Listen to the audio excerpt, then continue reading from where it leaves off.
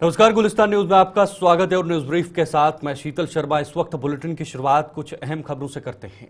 कठुआ के हीरानगर में लापता हुए 2 बच्चों को पुलिस ने बरामद कर लिया है। जानकारी के अनुसार 14 वर्षीय मोहम्मद बकरियां चराने के लिए 27 फरवरी को घर से निकला था। कुछ दूर स्थित चचेरे भाई 11 वर्षीय रहमत अली के घर पहुंचा और उसे भी अपने साथ बकरियां चराने के लिए ले गया। शाम ढलते ही बकरियां तो घर पहुंच गई, लेकिन दोनों किशोर घर नहीं पहुंचे, जिसके बाद पुलिस ने मामले को संज्ञान में ले लिया। हालांकि बच्चों को ढूंढ निकाला है और आगे की कार्रवाई शुरू कर दी है। ट्रेन में पकड़ी बंदा उधर ले गया बाहर उत्थे छड्डे असी उत्थे फिर बड़े 3-4 दिन उधर रहे घरे उन्हें रोटी खलाई खलुई फिर बस आए ट्रेन उधर फिरी खुआरी कोई सच्ची फिर उधरों आए बस फिर ट्रेन डरी डुरी इधर आए फिर इत्थे आई है ट्रेन तो उतरी है इधर आई है। बाकवा क्या क्या कैसे गए ਉਹਦੇ ਕੰਨੇ पता कहा इधर चल जाए मैसे उन्हें बेहोश करिए गड्डी में पाइए ले गया गड्डी च बिठाई ਕਿੱਥੇ ਲਈ ਇਹ उधर बाहर ਤੇ ਬਾਕਵਾ ਬੰਦਾ ਜਿਹੜਾ ਲਈ ਆ ना ਤੇ ਫਿਰ ਆਏ ਕਿਆਂ ट्रेन विच उत्थों रख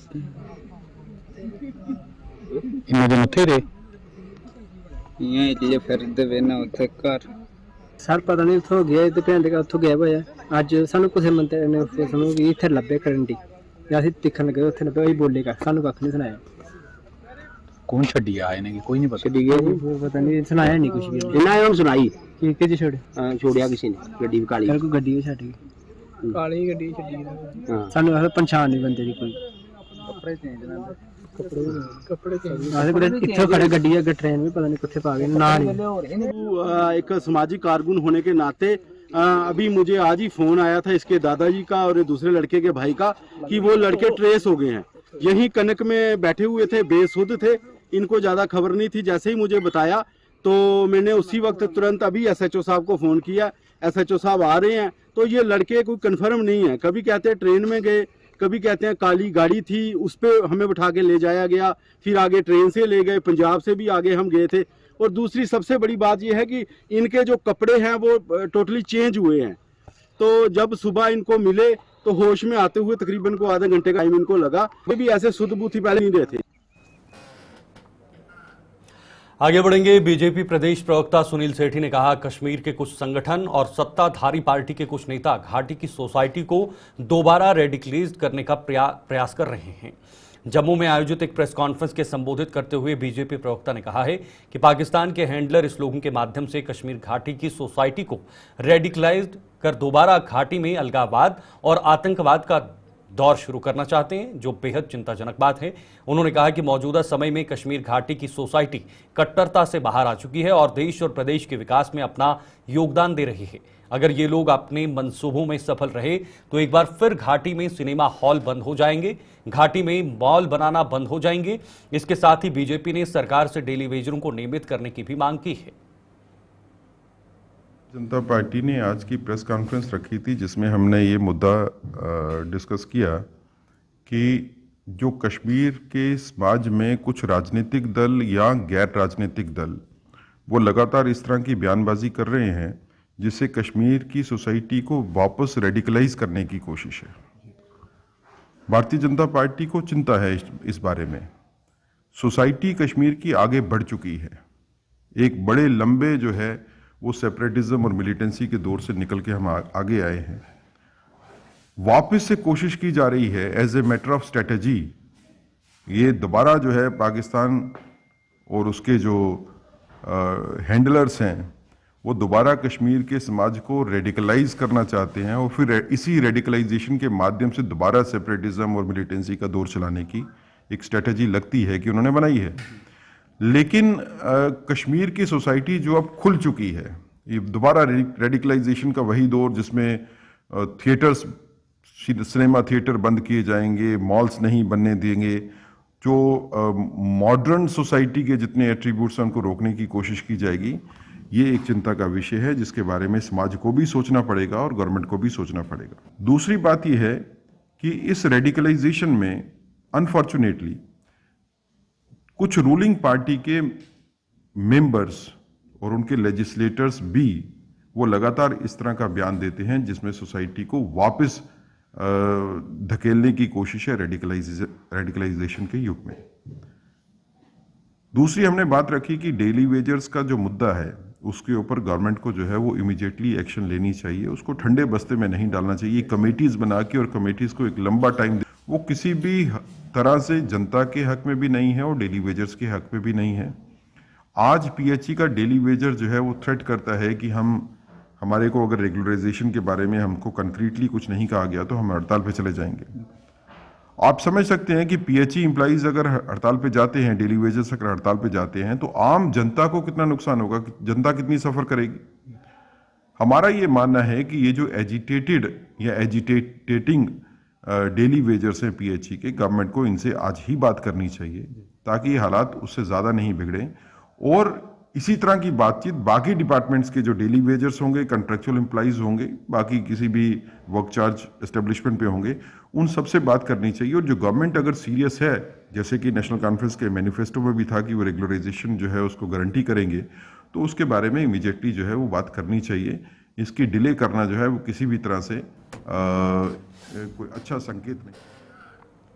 इधर दिल्ली अमृतसर कटरा एक्सप्रेसवे का निर्माण कार्य इस समय जोरों पर चल रहा है। सतवारी से गांधीनगर तक फ्लाईओवर का निर्माण कार्य की भी शुरुआत हो चुकी है और इस निर्माण कार्य के शुरू होते ही नई बस्ती इलाके में दुकानों को ध्वस्त करने के नोटिस जारी किए गए हैं। इस मुद्दे को आज बीजेपी विधायकों द्वारा विधानसभा में भी उठाया गया। बीजेपी विधायकों का कहना है कि दुकानदारों का पुनर्वास करने से पहले दुकानों को ध्वस्त करना ठीक नहीं है। इस मामले को लेकर बीजेपी विधायकों का क्या कहना था, आइए देखते हैं। देखिए, आज हाउस के लगते ही मैंने और डॉक्टर नरेंद्र सिंह जी जो हमारे एमएलए जम्मू साउथ है ने जो बर्निंग इशू इस वक्त जम्मू को हर्ट कर रहा है, जम्मू को हिट कर रहा है, वो हमारे नई बस्ती सतवारी स्टेज के ऊपर जो 39 दुकानदार हैं जो पिछले 60-65 वर्षों से वहाँ पे काबज है, अपनी रोजी रोटी चला रहे हैं, छोटी छोटी दुकानें चलाते हैं, दूसरी तीसरी पीढ़ी वहाँ पे काम कर रही है। और सरकार ने पहले भी इसके लिए कई बार डेपुटेशन हम वहाँ पर एडमिनिस्ट्रेशन को मिले और उन्होंने एश्योरेंस दी कि हम इनको पहले रिहेबिलिटेट करेंगे, इनको जगह दिखाएंगे जहाँ पर इनको दुकानें बनानी है, उसके बाद इनको हम तोड़ने के लिए नोटिस देंगे। लेकिन सरकार ने पहले ही कल उनको नोटिस जो है उनके हवाले किया है कि 7 दिन के अंदर अंदर वो दुकानें खाली कर दें, नहीं तो 19 तारीख के बाद यहाँ पे बुलडोजर चलेगा। आज हाउस के अंदर हमने शोरगुल किया है, स्पीकर साहब ने यही कहा कि 0 आवर में इसका जवाब नहीं होता। सरकार क्या कर रही है असेंबली के अंदर बैठ के? अगर सरकार के पास जवाब नहीं है, इसका मतलब इनकी नीयत और नीति में खोट है।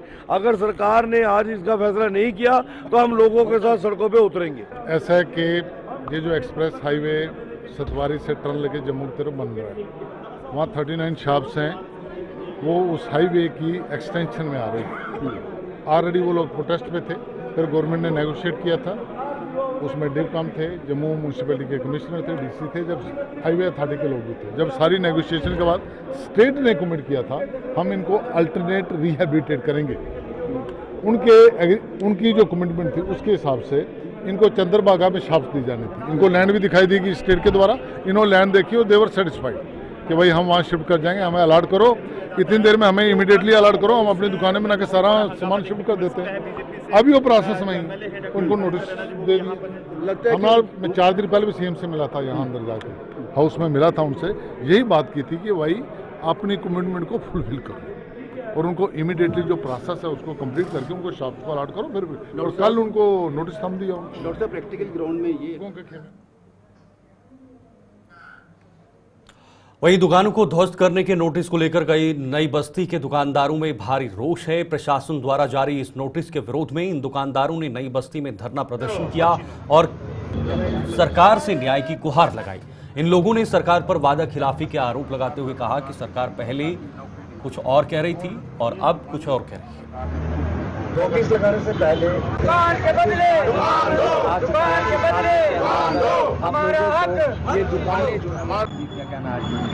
आज का जो हमारा ये पीसफुल प्रोटेस्ट है, ये बेसिकली 1.5 साल से हम इधर ही बैठे हुए हैं। हमारा यहाँ दुकानों का मसला था, जो NHA का जो फ्लाईओवर गंगयाल से नई बस्ती और सतवारी की तरफ आ रहा था, उस मसले में था। तो इस मसले में गवर्नर साहब से भी हमें बात हुई थी, गवर्नर हाउस में हमें बुलाया गया था और हमें पूरा आश्वासन दिया गया था कि जो दुकान के बदले दुकान दी जाएगी। डिवकॉम साहब से काफ़ी बार मीटिंग हुई, डीसी साहब से काफ़ी बार मीटिंग हुई, एडमिनिस्ट्रेशन पूरा यहाँ पे इन्वॉल्व रहा और इन्होंने यही कहा कि आपको दुकान के बदले दुकान दी जाएगी। पर अभी 2 दिन पहले ही यहाँ पे नोटिस आके लगा दिया गया और यहाँ पे कह दिया गया कि 7 दिन में दुकानें खाली कर दो। सर, आपके माध्यम से ये कहना चाहता हूँ, जो दुकानें देनी थी उसका तो अभी अता पता नहीं, पर जो लेनी है वो लेने आ गए हैं। अगर आपको लेनी है तो दुकानदारों ने पहले ही कहा था कि हम देने को तैयार हैं, पर पहले हमें दुकान दो। अब 1 महीना पहले चंद्रभागा लेके गए दुकानदारों को और वहाँ पे कहा गया कि आपको ये जगह है और यहाँ पे आपको दुकानें दी जाएंगी। वो प्रोसेस वहीं पे पड़ा हुआ है, नोटिस लगा दिया गया है, 7 दिन का टाइम है और 7 दिन में उन्होंने कहा है कि हम डिमोलिश कर दें। हमारा बस आपको देखो सारी स्टोरी आपको पता ही है, स्टार्टिंग से लेके आज से 1.5 साल पहले से जो हमारे जो प्रोटेस्ट चल रहे हैं। लेकिन उसके बीच में ये हुआ था कि गवर्नर साहब ने हमें पूरा आश्वासन दिया था कि आपको दुकान के बदले दुकान दी जाएगी, उजाड़ा नहीं जाएगा। उसके बाद हमें थोड़े दिन पहले कमिश्नर साहब ने बुलाया और जो लैंड भी दिखा दी जहाँ पे हमें पूरी दुकानें बनने की बोला था, 40 दुकानें बन जाएंगी। उसके बाद एकदम में कल नोटिस लगा दिया गया, बस हमें जहाँ तो ये नोटिस को एक्सटेंड किया जाए, जब तक वहाँ पे हमें जगह नहीं मिलती तो जहाँ फिर उसको जल्द से जल्द करके हमें बसाया जाए। बस हमारे हमसे यहाँ कुछ नहीं कर सकते। कि जो सरकार ने इन नई बस्ती और सतवारी की दुकानों के साथ जो इस फ्लाईओवर के आड़े आई, इनको रिहैबिलिटेशन, इनका पुनर्वास के लिए जगह भी चिन्हित की, इनके डॉक्यूमेंट्स भी लिए गए, इनको जगह भी दिखाई गई चंद्रभागा हॉल, और कहा गया था कि इनको बसाएंगे पहले और बाद में इनकी दुकानों को खाली कराया जाएगा। लेकिन यकायक एक परसों यहाँ पे नोटिस आता है कि ये आप 7 दिन के अंदर ये दुकानें खाली कर दीजिए, अन्यथा हम इस धारा के तहत ये दुकानों को तोड़ देंगे। जम्मू कश्मीर यूटी प्रशासन के बिजनेस रूल तैयार कर इसे केंद्र की अंतिम मंजूरी के लिए जम्मू कश्मीर के उपराज्यपाल मनोज सिन्हा के पास अब भेज दिया गया है। बिजनेस लॉ को लेकर जम्मू कश्मीर यूटी के डिप्टी सीएम सुरेंद्र चौधरी ने कहा कि बिजनेस रूल लागू होने के प्रशासन और जनता के बीच पैदा हुई कंफ्यूजन दूर हो जाएगी। उन्होंने कहा कि बिजनेस रूल तैयार कर उपराज्यपाल भेज दिया गया है और किसी भी नए कानून को लागू करने में समय लगता है। इसके अलावा डिप्टी सीएम ने और क्या कुछ कहा, आइए आपको दिखाते हैं। होंगे, सोच रहे होंगे क्या करना, क्या है क्या नहीं। टाइम तो लगता है, अगर कोई रूल्स बनाओ उसमें टाइम तो लगता है। अभी अच्छा यही होगा कि अगर एलजी साहब से पूछा, एलजी साहब को पूछा जाए तो ज्यादा अच्छा रहेगा। और बिजनेस रूल तो जरूरी है, क्योंकि थोड़ा सा जो एक कंफ्यूजन एडमिनिस्ट्रेशन के बीच में और लोगों के बीच में है, वो उसकी दूर हो जाएंगे। तो लिहाजा लगता है कि जल्दी ही बिजनेस रूल आ जाएगी। बिजनेस रूल्स में कहा जा रहा है कि सरकार ने जो है अपनी पावर्स वैसी रखी है, मतलब इलेक्टेड गवर्नमेंट ने, जो स्टेट की तरह से होती है। तो आप क्या कहते थे कि हम जम्मू गवर्नमेंट की बिजनेस रूल देते क्या? आप क्या चाहते थे? इसलिए जहां तक ताल्लुक है, बिजनेस रूल हमने अपने लिए नहीं रखा, ये लोगों के कामों के लिए। लोगों ने जो मैंडेट हमें दिया है, उस मैंडेट को पूरा करने के लिए सरकार के पास जो पावर होती है, क्योंकि आपने देखा होगा अब असेंबली का क्या हाल है, ये एक सिनेमा थिएटर बना के रख दिया था। आज देखिए माइक्स की हालत क्या है, चलते ही नहीं है। तो इसलिए ये जम्मू कश्मीर का असेंबली है और यहाँ पे आपने, और हम नहीं कह रहे, आपने देखा होगा भारतीय जनता पार्टी के ऑनरेबल एमएलए हैं, वो भी ये बात कहते हैं कि जो पावर्स हैं सरकार के पास, क्योंकि सरकार के पास पहले एमएलए के पास होंगी तो ऑटोमेटिक सरकार के पास होंगी। इसलिए पावर ये जरूरी नहीं कि हमें चाहिए, ये पूरी जो लोग भी जीत के आए हैं उनको पावर चाहिए, क्योंकि उनके पास एक मैंडेट है। लोगों का जो काम, जिस मैंडेट के लिए जो मैंडेट लोगों ने दिया है हम लोगों को, वो काम हमने पूरे करने हैं, वो वादे पूरे करने हैं। इसलिए उसके लिए बिजनेस रूल का बहुत जरूरी है। देखिए, जम्मू के साथ अगर डिस्क्रिमिनेशन की बात करते हैं तो जब पवन गुप्ता जी खुद मिनिस्टर थे और MOS फाइनेंस थे 2015 में, तो उनको पूछिए, आपके दौर की लिस्टें निकाल के देखें। लेकिन जहां तक नेशनल कॉन्फ्रेंस का ताल्लुक है, नेशनल कॉन्फ्रेंस के कायद और लीडर जनाब फारूक अब्दुल्ला साहब और जम्मू कश्मीर के मुख्यमंत्री उमर अब्दुल्ला साहब का हमेशा एक खिता तो हमसे अलग हो गया, लेकिन जम्मू और कश्मीर जो 2 खिते हैं, इनको बराबर की हिस्से देना हमने हमेशा हमारी कोशिश रही और करते आए हैं। आज ये दरबार में देखें जो हमने किया, इन्होंने 10 साल में क्यों नहीं किया, ये तो हमें क्रेडिट जाता है ना। आज देखा होगा, आज अब लोग जब वापस जाना शुरू हुए, क्योंकि ईद है अब, तो जब वापस जाना शुरू हुए फिर आपकी सड़कें खाली होनी शुरू हो गई हैं। तो अगर ये लोग जो दरबार मूव हुआ, कश्मीर से इतनी दुनिया ना आती तो बिजनेस पे कितना फर्क पड़ता था। इसलिए ये सिर्फ प्रेस गैलरी को एड्रेस करने के लिए एक अच्छा शब्द है कि जम्मू के साथ डिस्कशन है। बट अगर आप सही मायने में देखेंगे तो जम्मू के लोगों के साथ जब जब भी इंसाफ हुआ हमेशा नेशनल कॉन्फ्रेंस के दौर में हुआ, और नेशनल कॉन्फ्रेंस की गवर्नमेंट जो बनी हमेशा उसके दौर में इंसाफ हुआ। उससे पहले क्या सवाल आप सुनीत साहब, आप सीनियर जर्नलिस्ट हैं, क्या करते हो? आप चाहते हो कि मैं कोई ऐसा दे दूं आपको तो फिर शाम को चले थे बस, तो वो मिलने वाला मेरे से नहीं है। तो लिहाजा उमर साहब की, और क्योंकि उमर मौलवी उमर साहब और उमर साहब ये हम सब जम्मू कश्मीर के रहने वाले हैं और हमारे भाईचारे जम्मू कश्मीर की मिसाल रही है। इसलिए जम्मू कश्मीर में हमारे चाहे बीजेपी के लोग हैं, बेशक हमारे टकराव होते हैं, लेकिन इसका मतलब थोड़ा कि रिश्ते खत्म हो जाते हैं। इसलिए रिश्ते कभी खत्म नहीं होते, और कोई आज तक इतिहास रहा है जम्मू कश्मीर की कोई भी सरकार रहे हो किसी भी टारगेट करके किसी को कभी उसके ऊपर कोई। बिजली के बिलों को लेकर जम्मू कश्मीर यूटी पर लगातार सरकार पर सवाल उठ रहे हैं। हालांकि नेशनल कॉन्फ्रेंस ने चुनाव से पहले बिजली को लेकर बड़े वादे किए थे। बिजली के बिलों को लेकर हमारी संवाददाता शिल्पा शर्मा ने नेशनल कॉन्फ्रेंस के विधायक मुबारक गुल से बात की और जनता के बढ़ते बिजली के बिलों को लेकर सवाल किए हैं।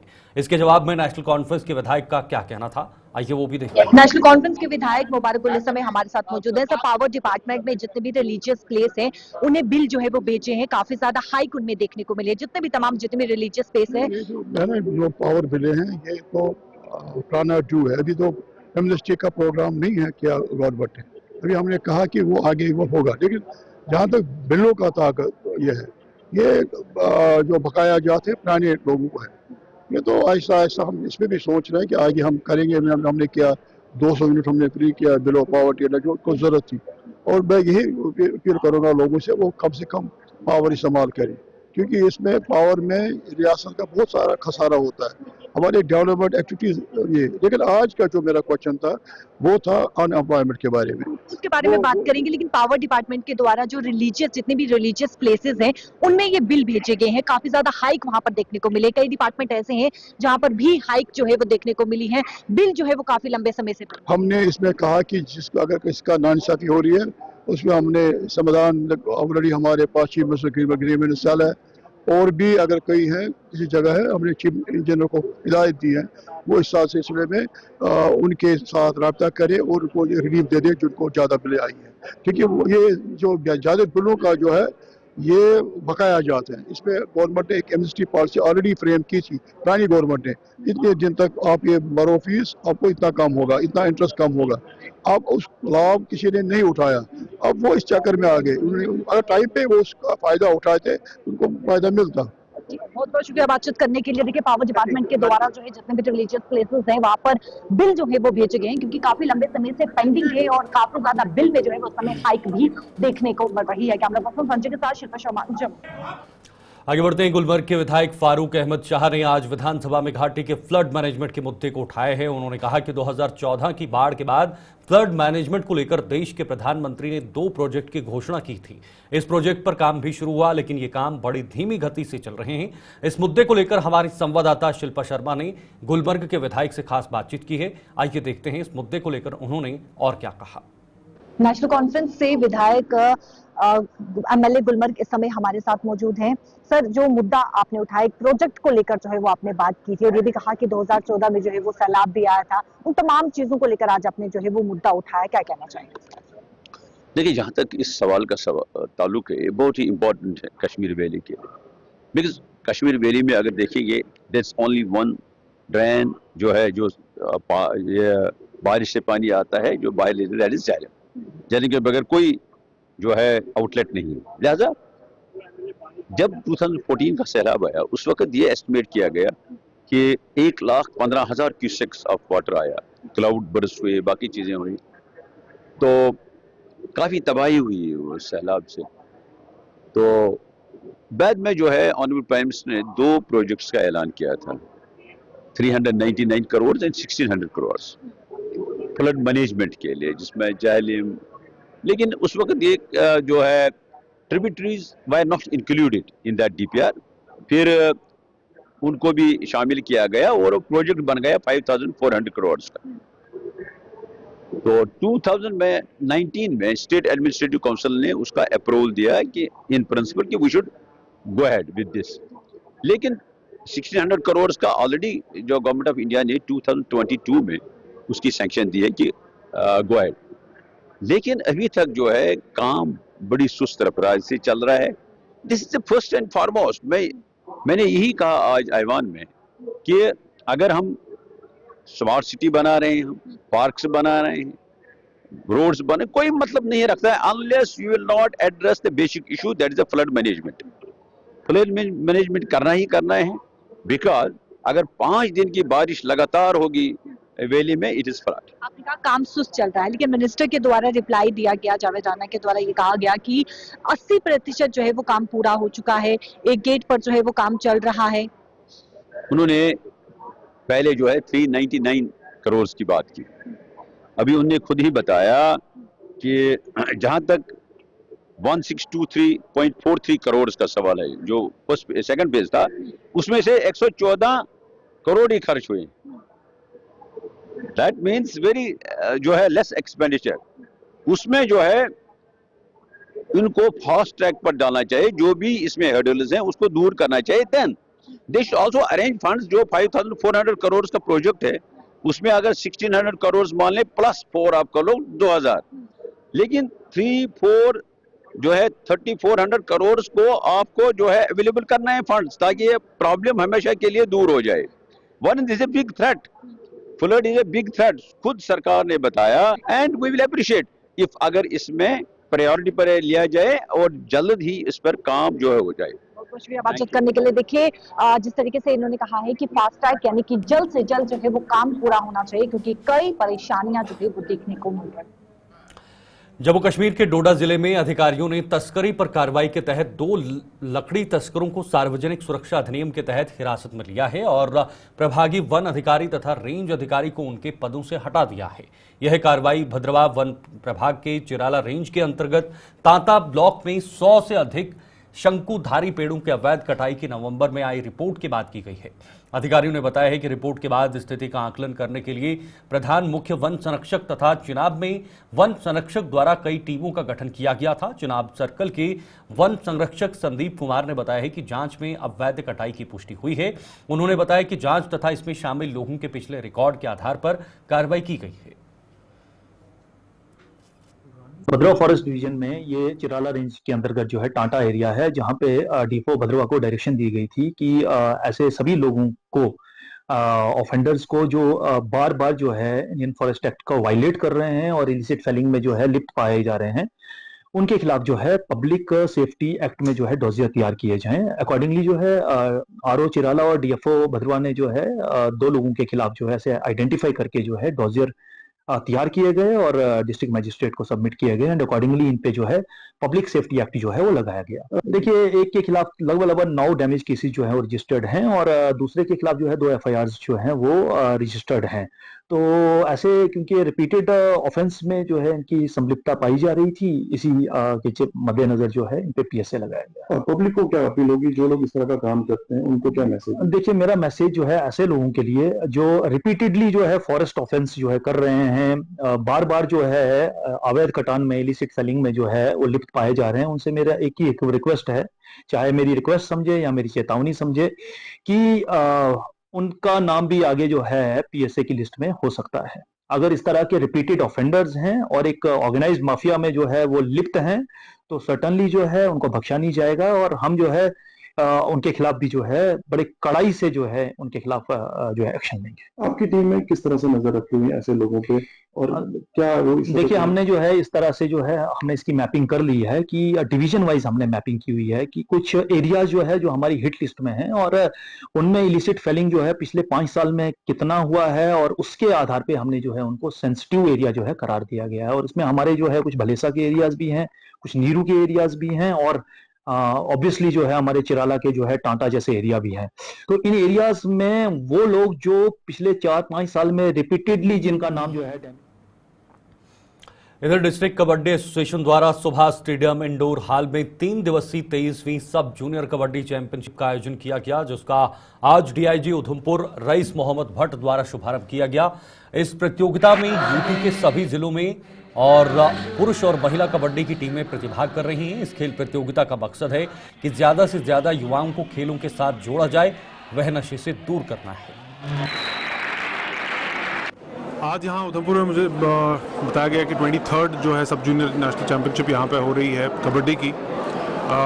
जैसा कि हम देख रहे थे कि इस साल अच्छी फुर्ती के साथ स्पोर्टिंग एक्टिविटीज़ का आगाज़ हुआ है उधमपुर में, और काफ़ी जो हमारे ऑर्गेनाइजर्स हैं वो काफ़ी एक्टिव पार्टिसिपेट कर रहे हैं और कोशिश कर रहे हैं कि स्पोर्टिंग एक्टिविटीज़ लगातार बढ़ती रहें। कबड्डी देखिए हमारा एक ट्रेडिशनल स्पोर्ट है, एक ऐसा स्पोर्ट है जहां बहुत ज़्यादा ग्राउंड की या बहुत ज़्यादा इक्विपमेंट की ज़रूरत नहीं पड़ती, और इसे गांव-गांव में दूर दूर इलाके में भी बड़ी आसानी से खेला जा सकता है। तो इस स्पोर्ट को जो है एक हमारे सपोर्ट की, हमारे एक स्ट्रक्चर की ज़रूरत है, ताकि जैसे कि अब आजकल प्रीमियर लीग्स भी होती हैं कबड्डी में, उन तक पहुंचा जा सके और हमारे प्लेयर्स वहां जाके इसमें अपना नाम और अपना करियर। न्यूज ब्रीफ में अभी फिलहाल के लिए इतना ही। वक्त एक छोटे से ब्रेक का है। ब्रेक के बाद भी खबरों का सिलसिला जारी रहेगा।